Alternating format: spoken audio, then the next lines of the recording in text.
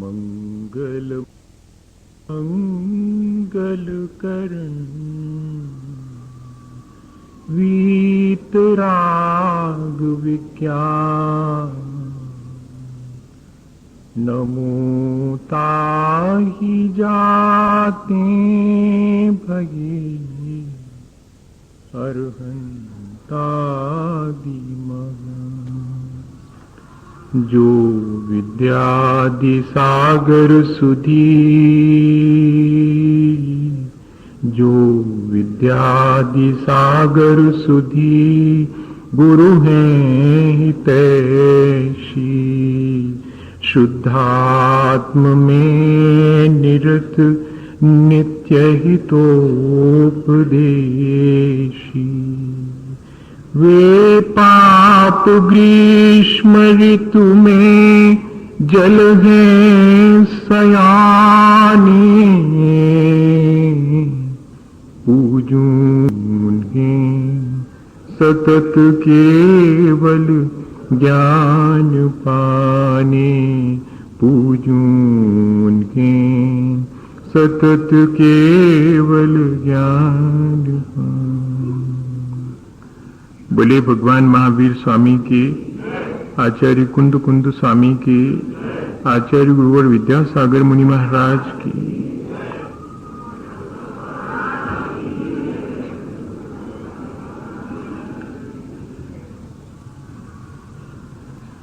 हम सभी एक बात बहुत अच्छी तरह से पिछले दिनों समझ गए हैं कि हम यहाँ निरंतर नए नए कर्म करते हैं और अपने किए कर्मों का फल भी चखते हैं, ये नए कर्म का संचय भी करते हैं। संसार में कोई भी ऐसा नहीं है देह को धारण करने वाला जिसे कि कर्म का बंधन न हो, चाहे साधु हो या कि एक सामान्य गृहस्थ हो, सभी के जीवन में कर्म बंधन निरंतर चलता रहता है। हम जब चाहें कि अब हमें कर्म नहीं बांधना है तो हमारे चाहने से कर्म का बंधन रुक नहीं सकता। ठीक ऐसे ही जैसे कि एक बार किसी से कर्ज ले लिया, उधार ले लिया, तो अब चाहे दिन हो और चाहे रात हो, उसका ब्याज निरंतर बढ़ता ही जाएगा।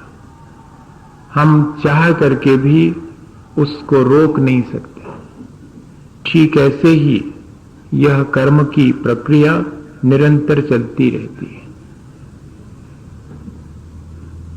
जैसे बेटा स्कूल से लौट के आता है और जल्दी से बस्ता रख के और खेलने के लिए दौड़ लगाता है, तो मां पकड़ लेती है, खाना खा के जाओ फिर बाद में खेलना। उसको तो खेल की लगी हुई है, वो कहता नहीं खाना खाना, तो फिर सुनो दूध पी के जाओ। उसको खेल खेलना है, उसको कहां दूध पीने की फुर्सत है, दूध भी नहीं पीना, तो फिर कान पकड़ लेती है कि तुम खेलने जाओ, मैं मना नहीं करती, लेकिन दो में से एक कुछ करना पड़ेगा, या तो खाना खा के जाओ या कि कुछ दूध पी के जाओ। दो तुम्हें लेना हो वो लेकर के जाओ, लेकिन बिना उसके तो नहीं जाने नहीं। कर्म बंध की प्रक्रिया भी ऐसी ही है, करना तो पड़ेगा, या तो खाना खा के जाओ और या कि दूध पी के जाओ, या तो शुभ कर्म बंधेंगे या कि अशुभ कर्म बंधेंगे, दो में से कोई एक तो बांधना ही पड़े। कर्म ना बंधे ये तो बहुत मुश्किल है। जब तक देह धारण करी है तब तक तो कर्मों के बंधन से मुक्ति इतनी आसान नहीं है, पर इतनी चॉइस हमारी है कि हमें शुभ बांधना है कि अशुभ बांधना है, ये हमारी चॉइस है और हमें इसका लाभ उठाना चाहिए। जब कर्म बांधना ही है, हम कुछ ना कुछ कर्म करते हैं जिससे कि हमारे जैसे परिणाम बनते हैं वैसे नए कर्म हमारे अंदर संचित होते हैं। जब ये क्रिया निरंतर चल ही रही है तो फिर अब मेरा अपना कौशल है, मेरी अपनी दक्षता है, मेरी अपनी आर्ट है, मेरी अपनी टेक्नोलॉजी है कि मैं इसमें से क्या चाहता हूं, मेरी चॉइस क्या है। मैं शुभ को चाहता हूं कि अशुभ को चाहता हूं। मैं जिसे चाहूं वैसा बांध सकता हूं। और भैया, कर्म बंध की प्रक्रिया को जीतने का यही उपाय है। मैं मनुष्य हूं तो यदि देव नहीं बन पाता हूं तो कम से कम ऐसा तो करूं कि मनुष्य ही रहा हूं, ऐसा तो ना करूं जिससे कि मैं पशुता पर उतर जाऊं। ये तो मेरा विवेक है।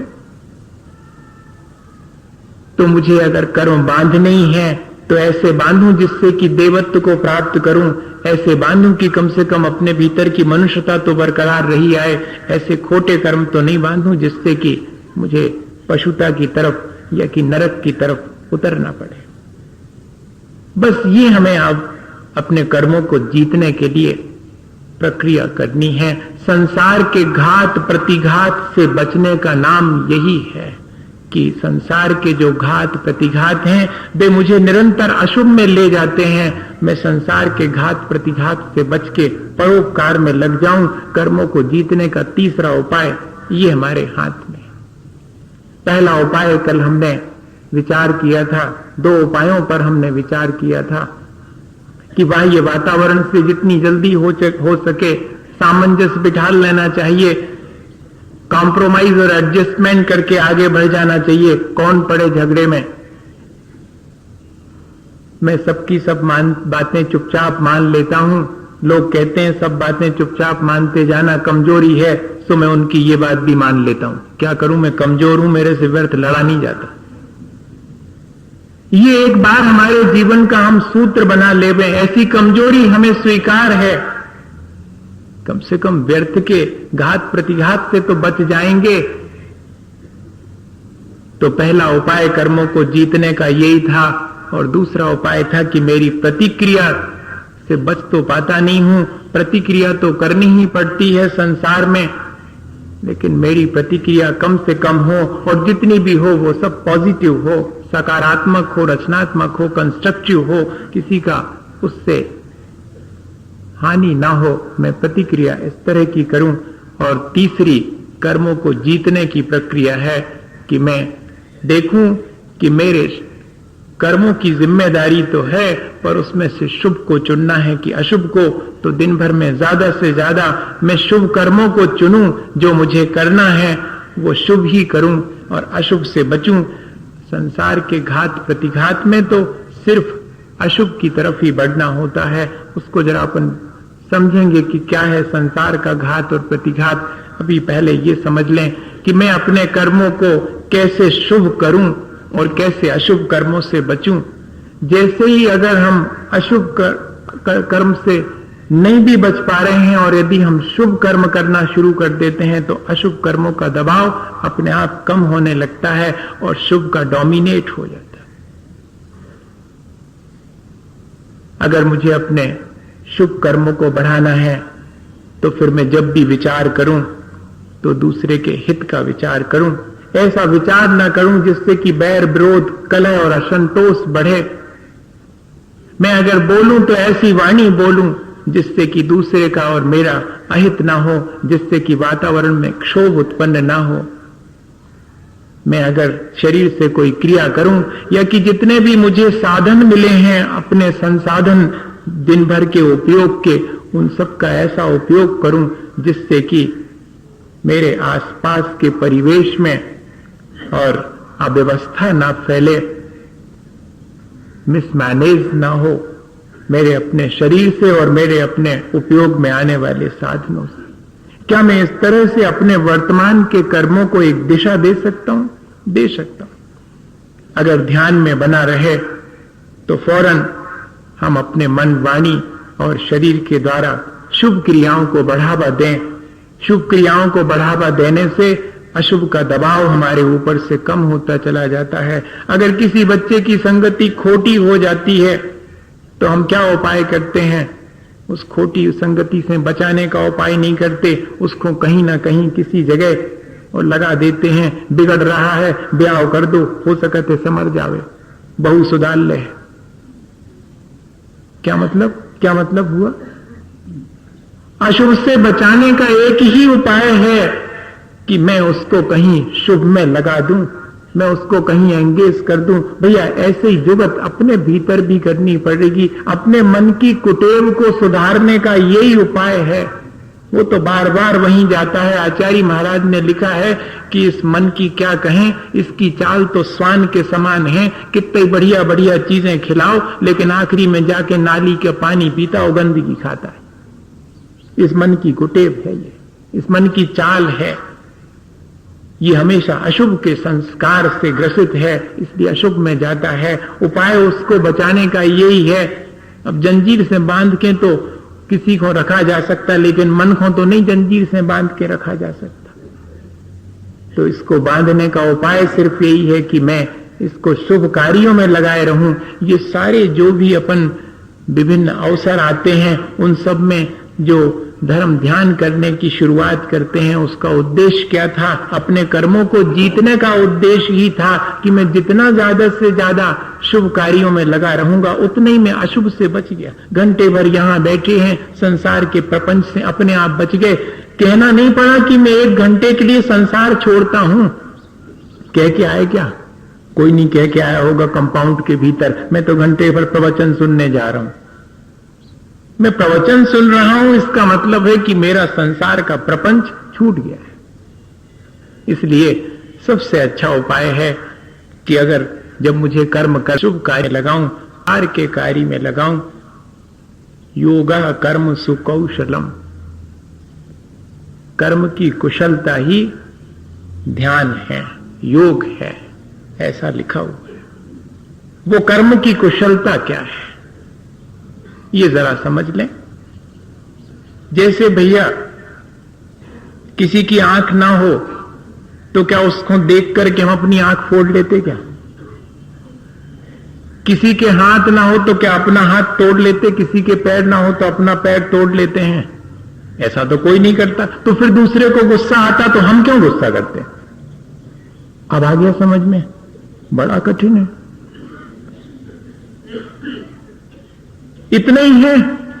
घात प्रतिघात से बचने का उपाय यही है कि मैं जरा सा तो विचार करूं कि जब मैं दूसरे की आंख फूटी देखकर अपनी नहीं फोड़ता हूं, तो दूसरे को गुस्सा करते देख करके गुस्सा क्यों करता हूं? दूसरे को गाली देते देख करके मैं भी क्यों गाली देने लगता हूं? इतनी छोटी सी चीज, इस अशुभ की प्रवृत्ति से बचने के लिए ऐसा विचार अनिवार्य है कि जैसे मैं दूसरे को कुएं में गिरते देखकर स्वयं नहीं गिरता हूं, मैं तो बच जाता हूं, ऐसे ही इस संसार में सभी जीव, वरना लोगों को ये लगता है कि अरे कुछ नहीं रखा इन बातों में, इसलिए कह रहा हूं ये चीज, कुछ नहीं रखा इन बातों में। दुनिया तो कर रही है, कौन अपन नहीं अकेले कर रहे, सब तो कर रहे, कौन ही झूठ बोल रहा हो। कल महाराज जी की बातें कर रहे, सो कभी भी नहीं बोला झूठ। हाँ, ऐसा विचार आएगा मन में, कौन नहीं करता है, सब तो करते हैं। ये जो सब तो करते हैं इसकी तरफ देखना है तो फिर अपने हाथ से अपना पतन करना है, और सबकी तरफ ना देख करके और अपनी तरफ देखने की प्रक्रिया की मैंने दिन भर में क्या कमाया। मैंने मनुष्य होने के लिए पहले कुछ कमाया होगा, सो आज मनुष्य हूं, आगे की मेरी तैयारी क्या है?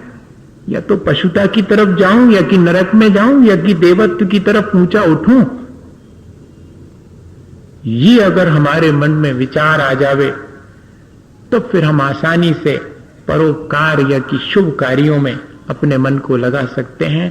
दूसरी चीज क्या होता है परोपकार करने से और शुभ कार्य करने से? एक बार तो गलती कर ली और फिर उसके बाद में कुछ प्रायश्चित इत्यादि करने से होगा क्या?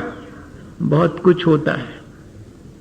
सांसारिक कार्यों में लगा हुआ व्यक्ति अपने पूर्व संचित कर्मों का दुरुपयोग करके आगामी जीवन के लिए और पाप कार्यों को कमाता है, और परमार्थ के कार्यों में लगा हुआ, परोपकारी के कार्यों में लगा हुआ व्यक्ति अपने पूर्व संचित कर्मों को जो शुभ हैं उनको बढ़ा लेता है और अशुभ कर्मों को घटा लेता है। दोनों ही कर रहे हैं कार्य। एक सांसारिक कार्य में लगा, कार्य तो किसी का नहीं रुका है। आप चाहे सांसारिक कार्य करें या कि पारमार्थिक कार्य करें, सांसारिक कार्य करने वाले को लगता जरूर है अपन को कि कितना ऐशो आराम है, सो ठीक है, आगे के लिए कर्म की स्थिति इतनी प्रबल बंधेगी और इतने समय तक के लिए बंधेगी कि अभी दिखाई नहीं पड़ेगी। अभी तो जो व्यक्ति बेईमानी कर रहा है फलता फूलता नजर आता है, इसके मायने ये नहीं है कि ये बेईमानी का फल है, ये किसी पुरानी ईमानदारी का फल है। और होता क्या है, जब हम वर्तमान में बेईमानी करते हैं, अशुभ कर्म करते हैं, तो हमारे भीतर अशुभ कर्मों की ड्यूरेशन और पोटेंशियलिटी दोनों बढ़ जाती हैं, और जितनी ड्यूरेशन होगी उतने समय के बाद वो अपना फल देना शुरू करेगा। इसलिए अभी बांधे गए अशुभ कर्म तुरंत दिखाई नहीं पड़ते, बहुत देर के बाद आएंगे। और इतना ही नहीं, दूसरा काम ये होता है कि भीतर के जो शुभ कर्म हैं वे समय से पहले उदीरित होकर के उदय में आते हैं, सो भैया फलते फूलते दिखाई पड़ते हैं। वो कर रहा है बेईमानी। और एक आदमी जो कि बिल्कुल ईमानदारी से जीवन जी रहा है, उसके शुभ कर्मों को बहुत डोमिनेट वो बांध रहा है, वो देर से उदय में आएंगे, अभी शुभ उदय में नहीं आ रहा। लेकिन जो पड़े हुए अशुभ हैं उनकी उदीरना होकर समय से पहले आकर के खिल रहे हैं, सो तकलीफ में दिखाई पड़ रहा है ईमानदार आदमी जब भी तकलीफ में दिखाई पड़े तो समझना ये तो अब इसने तो अपना हिसाब चुकता करना शुरू कर दिया। और बेईमान आदमी फलता फूलता दिखाई पड़े तो समझ लेना कि संसार बढ़ रहा है, भगवान रुष्ट है और पर प्रायश्चित दे रहा है। भोग विलास की सामग्री फैला करके इसको संसार में भटका रहा है और इसकी भोग विलास की सामग्री छीन ली। अब इसका संसार अल्प रह गया, लगता यही है। ये प्रक्रिया है।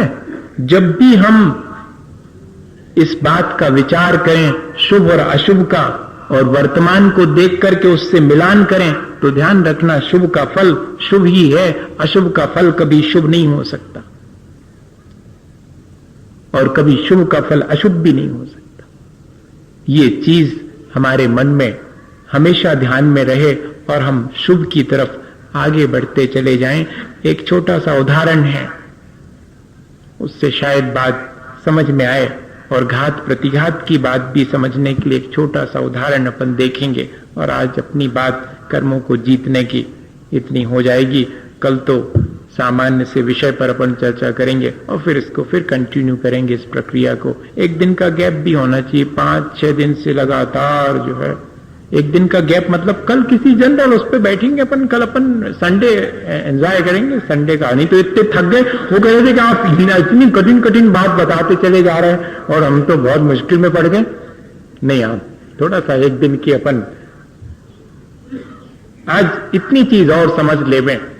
देखो अपन बैठे हैं, समझने के लिए बैठे हैं, मुझे सब कुछ समझ में आ गया हो ऐसा बिल्कुल मत मानना। मुझे भी उतना ही समझ में आया। समझ में जिसको आता है वो जब तक अपने जीवन में उसको नहीं कर लेवे तब तक उसकी वो समझदारी उसके किसी काम की नहीं है। सो अपन काय के लिए बैठे हैं, समझ तो बहुत लोगों के पास है, अपन तो ये समझने के लिए बैठे हैं कि करें का कैसो कर लेवे जैसे अपनो काम हो जाए। बाकी पंडिताई अंडताई तो छोड़ो, बहुत लोगों के पास है, विद्वत्ता तो बहुत लोगों के पास। इसलिए ये मान करके कि मैं इतनी बातों में से क्या कर पाऊंगा, कितना मेरे जीवन में पॉसिबल है, बस वो शुरू करता हूं, आज ही से शुरू करता हूं, फिर अगले बार फिर देखेंगे। अभी इसी जीवन में थोड़ी मोक्ष होने वाला है, अगले बार करेंगे, फिर मेहनत करेंगे थोड़ी तब होएगा, पर शुरुआत तो कर लें। इस दृष्टि से क्या हुआ, एक भविष्यवाणी हुई कि ये जो राजा का बेटा है तो बड़ा पुण्यात्मा, इसलिए इसको जो है राज सिंहासन मिलेगा। और दूसरा एक मंत्री का बेटा था, तो कहते कि ये इसकी भविष्य ऐसा है कि इसको सूली लगेगी। अब बताओ, दोनों ने सुना, राजा के बेटे को आ गया अहंकार कि देखा मेरा पुण्य, और अब तो मैं राजा बनी जाऊंगा। और जनाब ने अपने सत्ता और संपत्ति का दुरुपयोग शुरू कर दिया। ऐशो आराम, जो कुछ भी हो सकती थी, बुरी आदतें, वे सब शुरू कर दी। अब तो राजा बनने गए, भविष्यवाणी हो गई राजा बनूंगा। और दूसरे मंत्री के पुत्र ने कहा कि सूली लगेगी, इसका मतलब यह है कि मैं कुछ ना कुछ गलत करूंगा, इसलिए अब मुझे गलत तो कुछ करनी नहीं, सावधानी बरतनी है। और वो फूंक के कदम रखने लगा और दूसरे जनाब लड़खड़ा के चलने लगे। ठीक समझ गए आप, बहुत जल्दी समझ जाते हैं, इतना सब समझते हैं। और स्थिति क्या हुई, वो दिन आ गया। दोनों ने कहा कि अभी तक तो हमारे जीवन में न इसको गद्दी मिली और न इसको सूली लगी, चल के देखते हैं, आज आखिरी दिन है। पूछते हैं जोशी महाराज से कि क्या है आपके ऐसे झूठे प्रेडिक्शंस, भविष्यवाणियां ऐसी झूठी करते हैं आप। तो चले दोनों, और जो राजा का पुत्र था उसको ठोकर लगी और नीचे गिरा, तो देखा कि उस पत्थर को हटाने पर वहां पर ढेर सारी असरफियां मिल गई। वो पॉकेट में रखी और आगे बढ़ गया। मंत्री का पुत्र भी पीछे पीछे जा रहा था, उसको बहुत जोर से एक कांटा लगा, निकाला तो खून निकलने लगा, पट्टी बांध ली, पहुंच गया वो भी जोशी के यहां पर। कहा कि आपकी सारी भविष्यवाणी झूठी निकली, ना इनको गद्दी मिली और ना मुझे सूली हुई। बोले सुनो, दोनों हुए हैं, रास्ते में बताओ क्या क्या हुआ इतने दिनों में। बोले कुछ नहीं, और दिनों में तो कुछ नहीं हुआ, आज ही आ रहे थे तो हमको 2-4-10 असरफियां मिली और इनको कांटा लग गया, हो गया काम। तुम्हारे अपने वर्तमान के दुष्कर्मों से मिलती हुई गद्दी थोड़े से सोने के सिक्कों में सीमित होकर रह गई और इसकी सूली अकेले कांटे में सिमट करके रह गई। ये ध्यान रखना कि जो कुछ भी हम संचित करके लाए हैं, हम अपने वर्तमान के शुभ और अशुभ से उसमें बहुत सारे चेंजेस करते रहते हैं। इसलिए जब भी कर्म करने का मन हो, शुभ करना। शुभ करने से हमारे अशुभ का दबाव घटता है, शुभ का प्रभाव बढ़ने लगता है। और अगर हम संचित करके तो शुभ लाए हैं, वर्तमान में अगर हम खोटे कर्म करेंगे तो अशुभ का प्रभाव घटेगा, शुभ का प्रभाव घटेगा और अशुभ का बढ़ने लगेगा। जीवन में ये देखने में आता। अब हमारी कुशलता क्या है? घात प्रतिघात से बचने की कुशलता इतनी ही है कि अगर कोई हमारे ऊपर घात करता है तो हम प्रतिघात ना करें या कि स्वाघात ना करें। हां, किसी ने मुझे गाली दी तो मैं उसे गाली देता हूं या मारता हूं, ये प्रतिघात है। और इतने ही नहीं, मैं गाली देके अपना मन खट्टा करता हूं, ये स्वाघात है। इसकी तरफ किसी का ध्यान नहीं जाता। ये जो आत्मघात है वो निरंतर कर रहे हैं अपन। अगर देखें तो बड़ा कैसा लगेगा, एकदम प्राण अपने प्राण ले लेना, ये तो है ही आत्मघात। लेकिन अपनी जान को सांसत में डालना, अपने इंद्रिय और मन को तकलीफ पहुंचाना, अपने मन में संक्लेशित होना, संक्लेश का उपाय करना, ये भी तो अपना ही घात है। दूसरे के संक्लेश से अपने मन को संक्लेशित कर लेना बहुत कठिन प्रक्रिया है, बहुत कठिन, अत्यंत। ये सबसे ज्यादा प्रतिक्रिया तो हम एक बार पॉजिटिव कर लेंगे, लेकिन कोई हमारे ऊपर घात करे और हम प्रतिघात ना करें और बिल्कुल साइलेंट रह जाएं, भीतर कुछ भी ना हो, ऐसा बहुत मुश्किल। किसी ने गाली दी और हम प्रसन्न, अरे भारी ऊंची विद्या है ये, जिसको आ जाए। बाकी विद्याएं तो सबको आती होंगी, ये वाली विद्या जिसको आ जाए वो जीत गया, वो संसार से पार हो गया। और इसका एक उदाहरण कन्हैयालाल प्रभाकर मिश्र ने लिखा।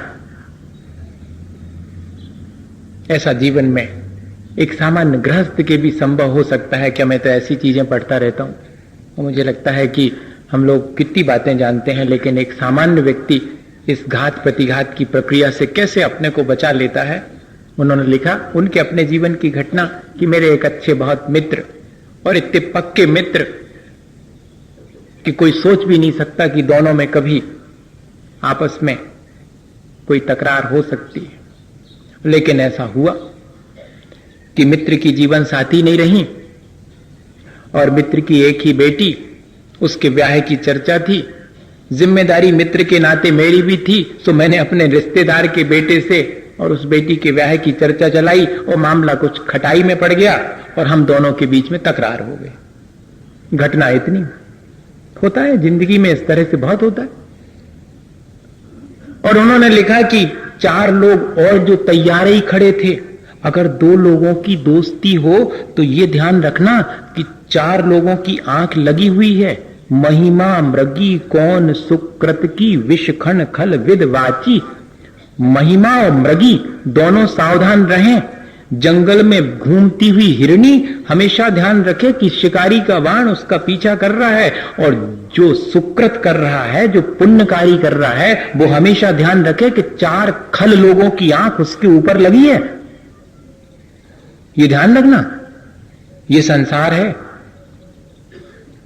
तो बोले कि वो 4 लोग पता नहीं क्या इसी का इंतजार कर रहे थे कि इन दोनों में जरा तकरार तो हो, फिर इनकी लड़ाई का मजा ले, ये इनकी दोस्ती बड़ी छनती है। हाँ, ऐसे भी, ऐसा भी है। ये है संसार का घात प्रतिघात, इसमें हम सब शामिल हैं। और उन 4 लोगों ने बोले हमारे मित्र को ऐसा समझा बुझा दिया कि हमारे मित्र ने हमारे ऊपर कहेगा कि हमारी जीवन साथी की धरोहर ये खा गए, ऐसा दीवानी मुकदमा लगा दिया। अब बोले मुझे थोड़ी तो पहले गुस्सा आई अपने मित्र पर कि इतनी वर्षों की मित्रता और एक क्षण के अंदर ये हो गया, और फिर उसके बाद हंसी आई कि अब मैंने कोई धरोहर खाई हो तो खाई, मैंने तो खाई ही नहीं, और ये व्यर्थ ही मेरे ऊपर एक देखेंगे, निपटेंगे, जो होगा देखेंगे। पर है तो मेरा मित्र। ये बात अभी भी मन से नहीं गई थी। सामने वाले के मन से चली गई हो तो चली गई, उसके मन से भी नहीं गई थी। वो तो बीच में कुछ ऐसी स्थिति बन गई। और कहते हैं कन्हैयालाल मिश्र ने कि मैं रास्ते से चला जाता था और उतने में वो मित्र जिनसे कि बहुत दिन से मिलना ही नहीं हो रहा था, आमना सामने नहीं हो रहा था, दूरी धीरे धीरे बढ़ती जा रही थी, वो सामने से आते दिखाई पड़े, सो मुझे देख लिया उनने, सो बच कर निकलने लगे। बोले मैं तो बच के जाने वाला था नहीं। मैं सामने पहुंच गया और कंधे पे हाथ रखा कि अरे मैं तो सोचा कि जब अपन ने दोस्ती निभाई है तब दुश्मनी भी जम के निभाएंगे। देखना शब्दों का कि मैं तो सोच रहा था कि दोस्ती इतनी जम के निभाई है तो दुश्मनी भी जम के निभाएंगे। अभी तो तुमने मुकदमे की शुरुआत ही की है, अभी से क्यों बच करके भाग रहे हो? हम तो ये सोच रहे थे कि अच्छे जम के मुकदमा भी लड़ेंगे, और जिस मान लो तुम्हें जेल हो गई तो तुम्हारा और तुम्हारी बेटी का दोस्ती के नाते हम ध्यान रखेंगे, और अगर हमें जेल हो गई तो जब हम जेल से छूटे तो सबसे पहले दोस्ती के नाते तुम ही मिलो। अब देखो आप, ये विचारों की श्रेष्ठता देखो, ये घात प्रतिघात से बचने की प्रक्रिया देखें आप, बहुत सांसारिक प्रक्रिया। कहते हैं इतना सुनते ही बेमित्र हाथ पकड़ लिया उनने, कहने घर चलो, यहां नहीं, रास्ते में नहीं। और बोले हमें घर ले गए, और घर ले जा करके बिठा करके, और मेरे मना करते करते भी और मेरे पैरों पर सिर रख करके फूट फूट के रोए। और उस दिन का दिन है कि आज का दिन कि कहां का मुकदमा और कहां की दुश्मनी, फिर से ज्यों के त्यों दोनों जन बड़े प्रेम से अपना जीवन जीते हैं। भैया संसार में कर्म अगर करना है तो कर्म कैसे करना है, इसकी कुशलता अगर हमें आवे तो हम कर्मों से मुक्त हो सकते हैं। हम अशुभ कर्मों से बचें और जितना बन सके उतना शुभ कर्म परोपकारी कार्य करें।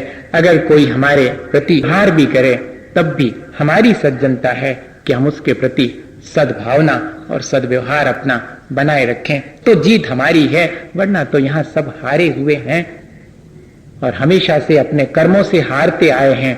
एक मौका तो अपने जीवन में ऐसा भी लेना चाहिए कि अब हम नहीं हारें, कर्म हमसे हार जावें। हम ऐसे कर्म करें कि अपने किए हुए पुराने कर्मों को हम हरा दें और अपने आप की जीत हासिल कर लें।